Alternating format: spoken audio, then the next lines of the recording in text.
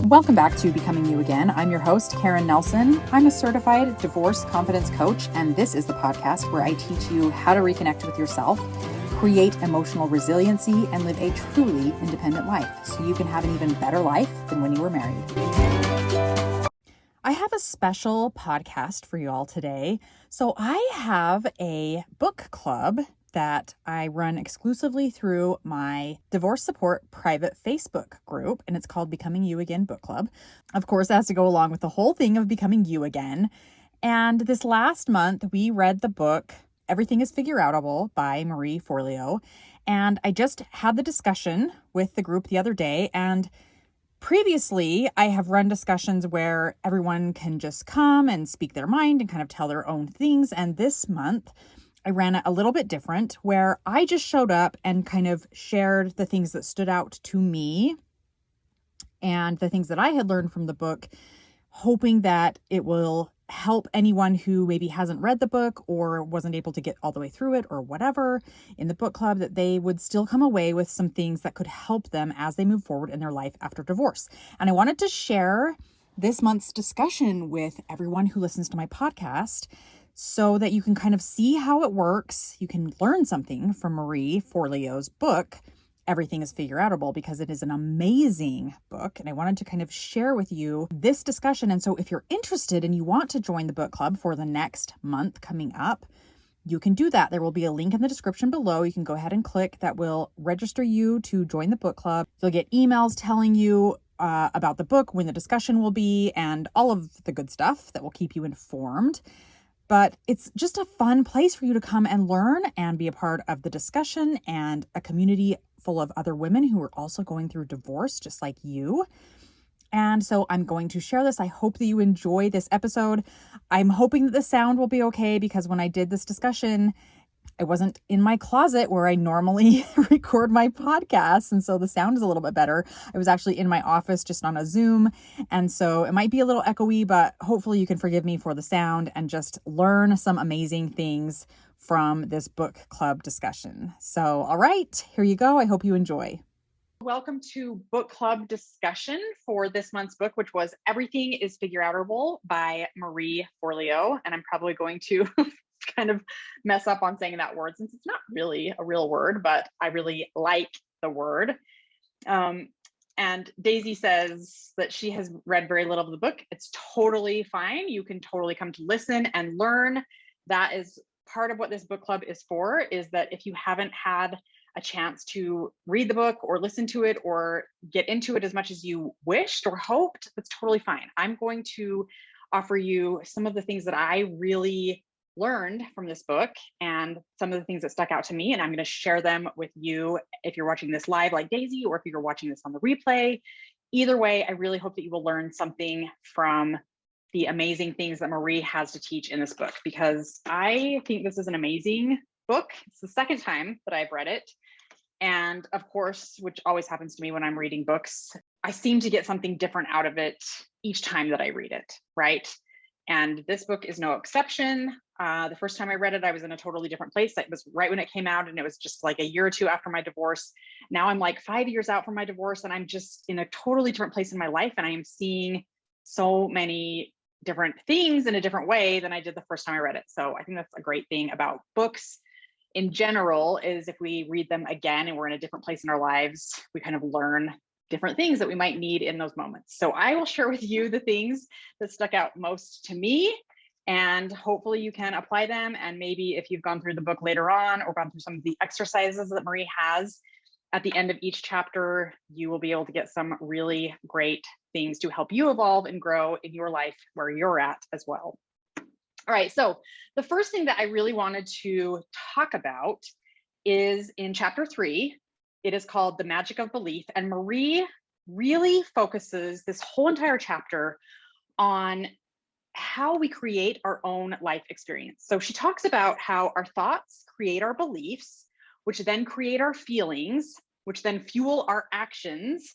And that is what creates our results or our life experience, which is very, very similar to what I teach my clients when I'm coaching them. I believe that thoughts and beliefs are basically the same thing. A belief is just something that you think over and over and over again. And Marie just kind of lays it out a little bit different, but really it comes down to the whole idea that like we believe something, it makes us feel something, and that is fueling our actions or inactions in our lives. And that then creates our overall experience, our overall result in our life. And so what I want to focus on specifically from this chapter is she talks a lot about, first of all, where our beliefs come from.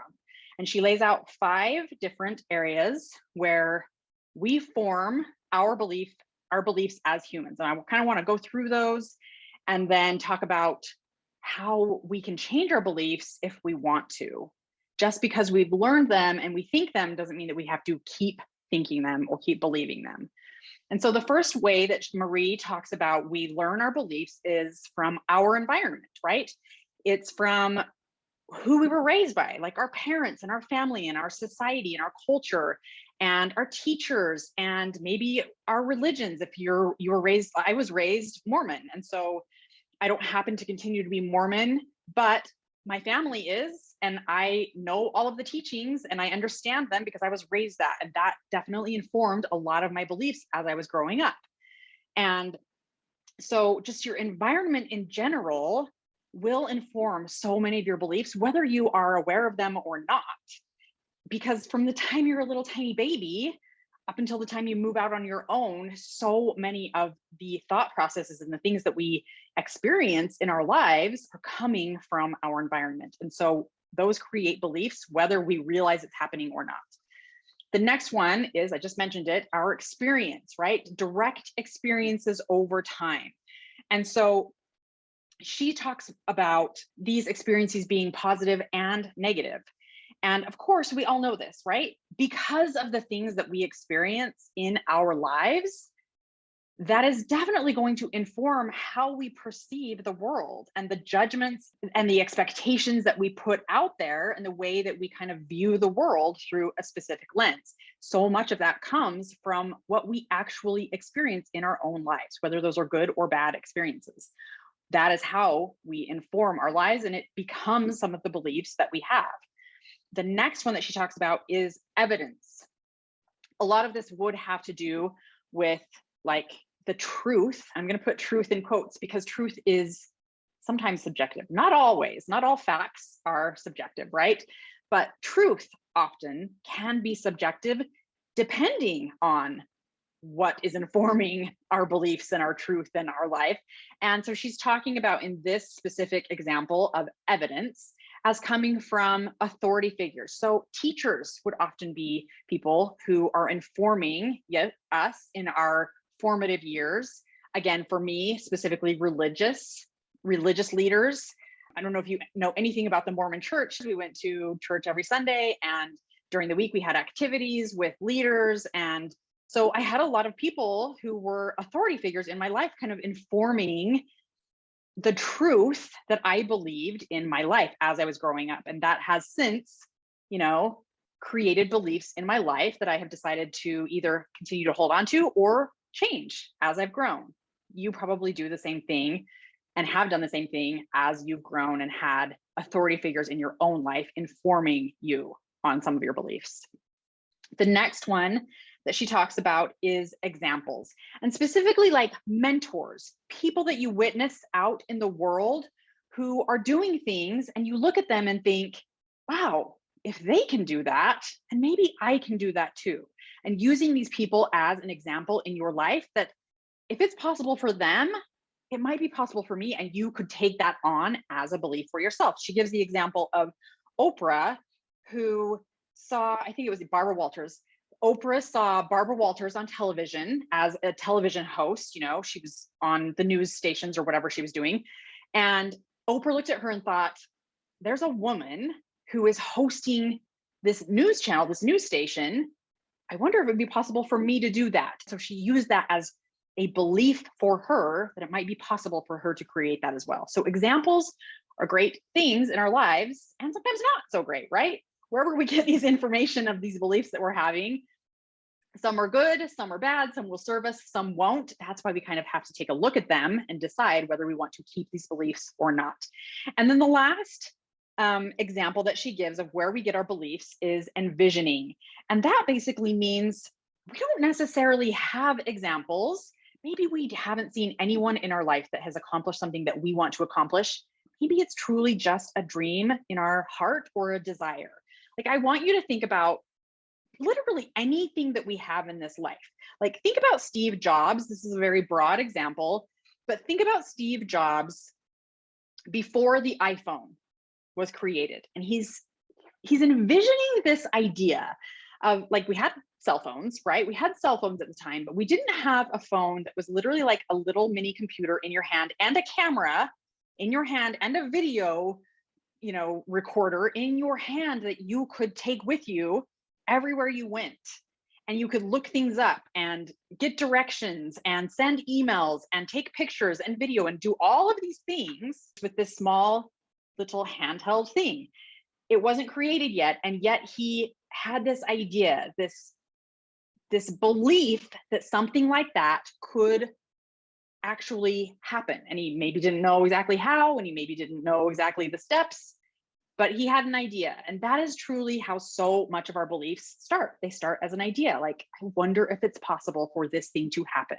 And that is what she's talking about when she's talking about envisioning. We may not have an example anywhere out there, but we have a desire in our heart to believe that something is possible. And so those are the 5 ways that we specifically have beliefs in our lives. And because we all have these as humans, we have this thing called confirmation bias. And confirmation bias is really important to just understand that we all have it, because basically it means that we look for evidence to support what we already believe, right? So she says, simply put, confirmation bias means we look for and find evidence to support our beliefs. And so we cherry pick, this is continuing on with her quote, we cherry pick information that confirms what we already know while ignoring consciously or subconsciously information that challenges our existing beliefs. We all do this. We all know that we believe in something, we know something, and so we will just continue to look for evidence of that. And if somebody brings in a different view or a different viewpoint or a different belief and tells it to us, we're like, no. Like, confirmation bias will either reject that as truth, we won't open our mind to it, or we just will completely ignore or not even see that it's there. Now, this isn't necessarily a bad thing. It really is just our brain doing its job, because one of our brain's main jobs is to conserve energy. And if you literally had to think about every single thing that was put in your way, you would get nothing done because you would be focusing on so many other things, right? And so confirmation bias is there to help us, but also there are times when it can hinder us from becoming our best self, because often when we have these beliefs, often we don't even know that we have beliefs about things. And if we don't take a look at them, we will just continue on and believe these same things no matter what is happening outside of us, because we have this confirmation bias. And so Marie says on page 42, all beliefs are a choice. And that is amazing news, because choices can be changed. So I want to say that one more time. All beliefs are a choice, and choices can be changed. Now, I'm not saying you have to change all of your beliefs about stuff. Some things you might want to keep, and that's totally fine. And beliefs can be great. They will serve you if it is getting you to the point in your life that you want to have. But if you have got things going on in your life that are not creating happiness, that are not creating joy, and that you feel like are holding you back, take a look at what maybe some of those beliefs might be and decide, do I want to continue believing this thing, thinking this thing? And if not, what do I want to change it to instead? What do I want to choose to believe instead? So any limiting belief can be erased and replaced. And Marie talks about this on page 42, 43, and really throughout the rest of this chapter of the magic of belief. We start by becoming aware of what we're thinking, of what we're believing. And then we decide to focus on what we want to believe that's different. And then we repeatedly remind ourselves over and over and over the new thing that we want to believe with so much dedication that eventually it becomes a new belief. It becomes a new habit and it replaces the old belief. And this is truly what our brains do. We have a very fascinating, beautiful, amazing brain. And basically what happens when we have a belief, it has created a neural pathway that makes it, again, so easy for us to go back to that belief over and over and over again. It's one of the ways that the brain conserves energy is to create a neural pathway.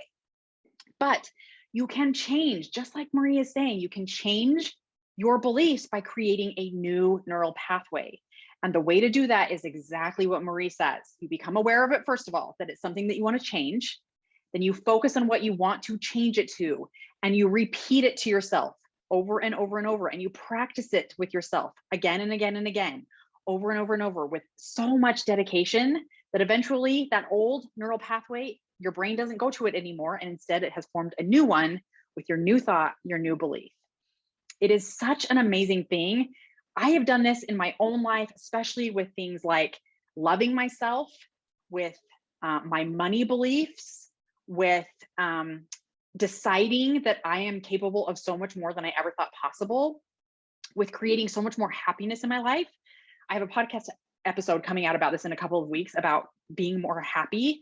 But when I was creating this podcast episode, I was thinking back about my life 5, 6, 10 years ago, even growing up. And I was not a happy person. I just wasn't. I was always moody. That's how my mom described me. I was always moody. In my marriage, I was not happy because I was completely relying on my husband to create the happiness for me. And after I got divorced and started going into work on myself and really understanding that my own happiness is up to me, it's not up to anything or anyone outside of me. And so I created new neural pathways of creating more happiness in my life, of loving myself more, of understanding me as a human and a unique person that have, things to give that nobody else in this world has to give. And I started celebrating those things more and creating new beliefs about myself, and has created a completely different me. I am for sure a much happier person now than I ever was before finding this work. And this is exactly what Maria is talking about. All beliefs are choices, and choices can be changed, and this is how you do it. So like I talked about before, I wanted to give another example. One example that I talked about was I changed my thoughts about money. So when I was married, we both had good jobs. I mean, I was working part-time for a lot of it, but toward the end I worked more full-time, and he had a good job and we made good money, but we never seemed to have money. Like it was just always gone for some reason. I don't know why. We were spending it. We were paying a lot of bills. We weren't saving, all the things, right? And so when I got divorced, I had this belief that I wasn't going to be able to handle my life financially by myself, because I believed that I needed a partner to be able to pay all of the bills, put money away in savings, take my kids on vacation, all of the things that we worry about financially, right? I just didn't believe that it was possible for me as one individual to be able to provide for myself without my partner and get to a place where money wasn't a big deal and I wasn't always worried about it at the end of the month. And it was a belief that I realized wasn't serving me. I don't want to believe that I have to have a partner to be able to create an amazing life financially or otherwise. And so it was a belief that I really had to work on to change and let go of, and create a new belief that, yes, I am totally capable of taking care of myself and my children in whatever way I want, whether it means I pay off my bills, whether it means I have savings, whether it means I take my kids on vacation and I don't put anything on credit cards, whatever that looked like for me. All those things are true, by the way, but whatever that looks like for you, if you have a belief that you feel is holding you back, write down what you want it to be instead and start working toward that. This is the way, and it's totally possible for you. Marie shows you exactly what to do. I can show you what to do. I'm telling you, as I'm walking you through this is the way, and it's a beautiful, amazing thing. Okay, so the next thing that I really liked about this book was she talks about our attitude, and this is in chapter, let's see, I think it's 4. Yeah, 4. It's the Eliminate Excuses chapter. And there's so much good in this chapter. I talk a little bit about it in one of my previous podcasts a couple of weeks ago. I can't remember exactly which one it is, but it's one of them. Just go listen to them all if you're not sure, because I'm definitely not sure, and they're all really good. So if you haven't listened to my podcast yet, Becoming You Again, you definitely should listen. But the one thing that I really wanted to focus on from this chapter specifically is attitude. And I believe spot on 100%, this is on page 60 and 61, that our attitude totally influences our life. And our attitude influences our life so much more than we actually think. And this part of the book, it just like spoke to my heart so much, because I believe it so much that our attitude is way more important than we give it credit for. Attitude, she says on page 60, right in the middle, she says, attitude is more important than facts. It is more important than the past, than education, money, circumstances, than failures and successes, than what other people think, say, or do. It is more important than appearance, ability, or skill. It will make or break a business, a home, a friendship, an organization. And the remarkable thing is that I have a choice every day of what my attitude will be. I cannot change my past. I cannot change the actions of others. I cannot change the inevitable. The only thing that I can change is attitude. Life is 10% what happens to me and 90% how I react to it. Now, I don't know specifically if that is Marie's quote or not, because there's a number by it and I didn't actually look it up in the footnotes, but either way, that little blurb right there in the middle of page 60 spoke to my heart, because I see this all the time in my own life with that whole happiness thing and changing my attitude to create more happiness, more joy in my life. And with my coaching clients, I see it all the time. In fact, I had one coaching client a couple of weeks ago who was open to the idea. She was struggling with her parenting and with the overwhelm and feeling like the world is on her shoulders, right? And she was open to the idea that if you start thinking that parenting is easy and joyful and fun and, not debilitating and heavy and hard, that it would change her outlook. But then she comes back and says, but if parenting falls solely on my shoulders, then it's not going to be easy, and it's heavy and it's hard and it's daunting, no matter how lovely I want to think about it. But here's what's really fascinating about that, and what Marie is trying to point out. It doesn't matter what the circumstance is.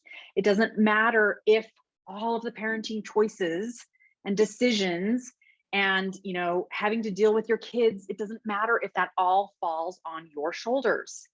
Because if she decided that parenting was going to be easy and joyful and fun, or however she wants to think about it, right? That is different than daunting and hard. And what was the other word she used? Heavy.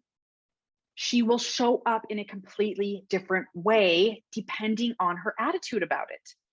It's just how it works. It's proven in the actions that come because of your attitude about it.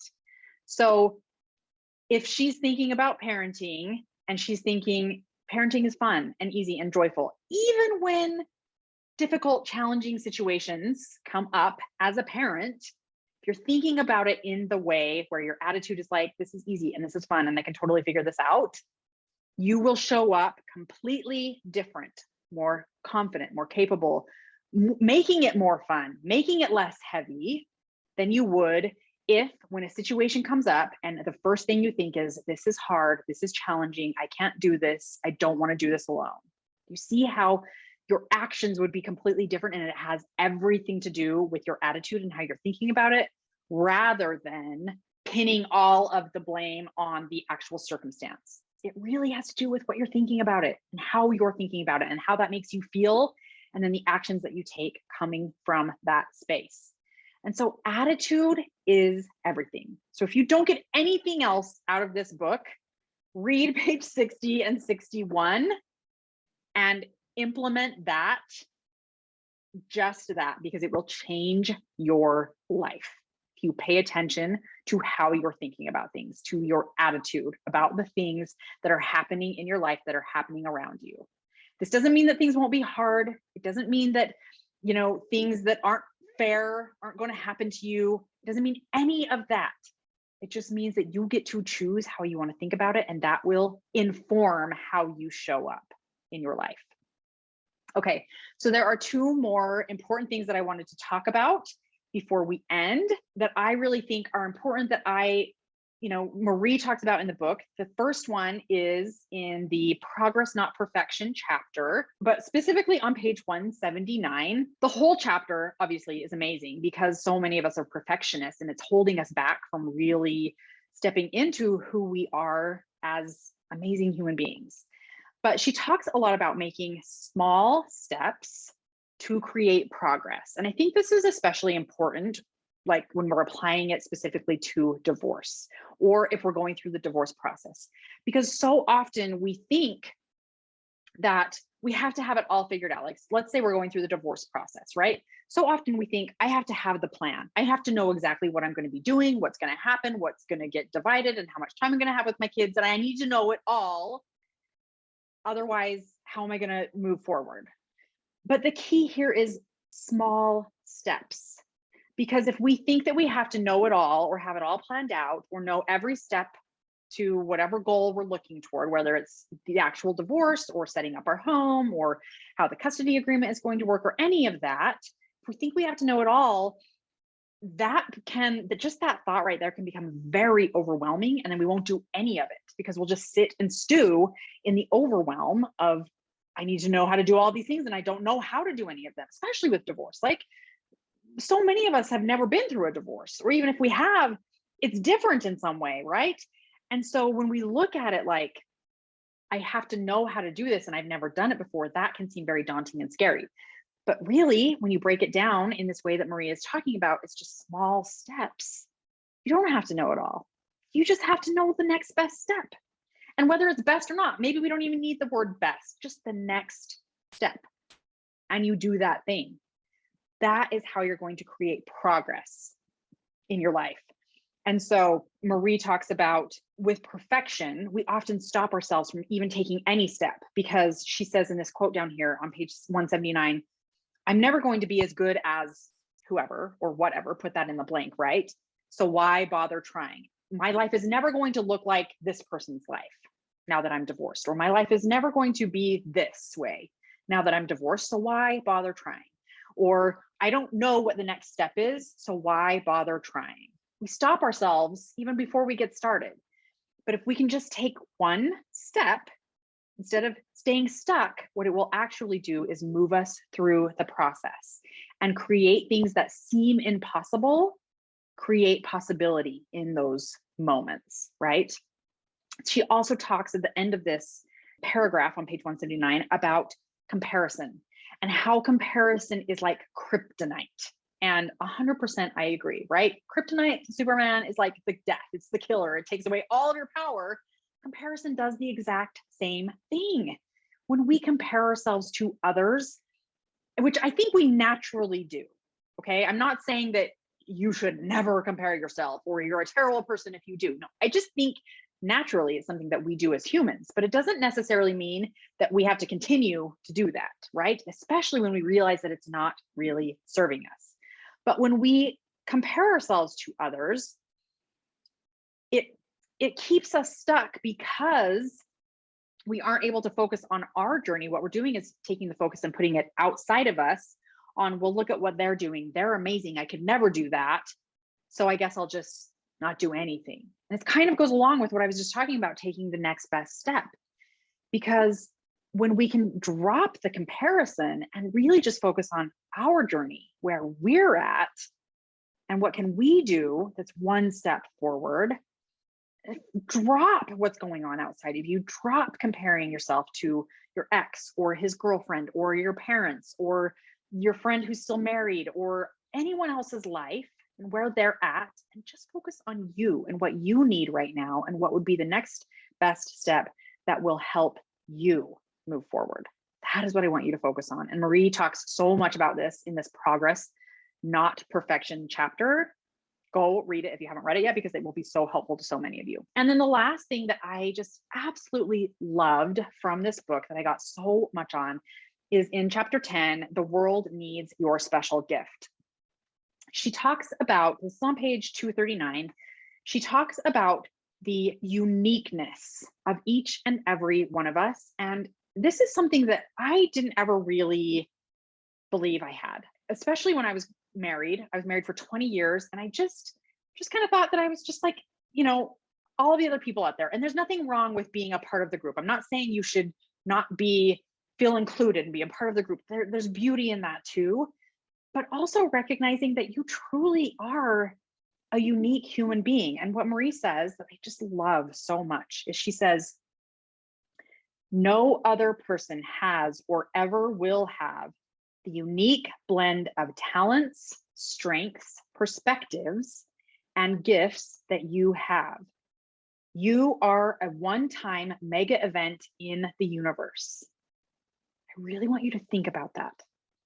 There is not one other person on this earth who has had your experience, who has your talents, your unique personality and capabilities, and has seen the world through the lens that you have seen it through, with the beliefs and the challenges and the things you've overcome and the things that you've celebrated and all of that. There is not one other person who is like you, and you have something to offer, whether it's something on a global scale or on a scale where it's just between you and your family and your close loved ones.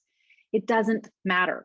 There is something about you that is unique and beautiful and amazing, and you have the opportunity and the ability to share that with the world in your own way. And I don't mean like you need to go out and run for office now, or you need to start a business that makes $50 billion by the time you die. No, like whatever that means for you personally, but share your gifts and your talents, because there is no one else that can do it in the same way you can do it.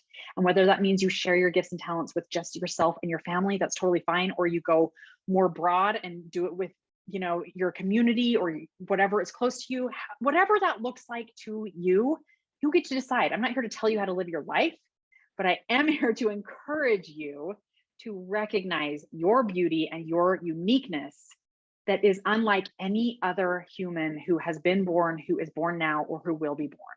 There's something so special and amazing about you, and I hope that you know that and will take part in that. She says, you were born with an innate power to create change, both in your life and in the lives of others. This power doesn't exist outside of yourself, and it's not something that you can buy or borrow. You already have it within you right now.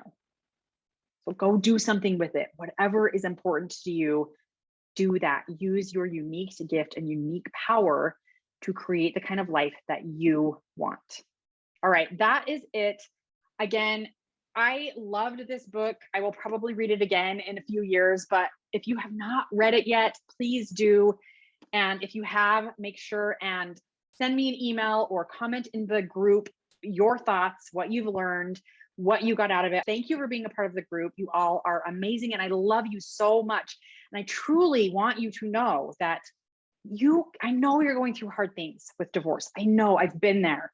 I work with my clients and help them through it, but I also truly know that you can have an amazing, incredible life after divorce. It does not have to define you. You are capable of creating anything you want in life. I believe it, and I know that it's possible for you too. So thank you for being here. Thank you for watching this. I love you all, and I will talk to you soon.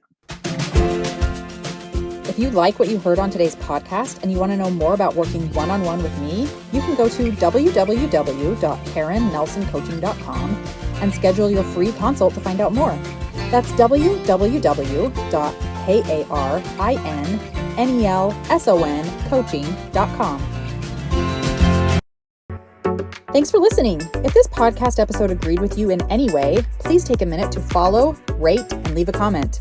And for more details, make sure to check out the show notes by clicking the link in the description.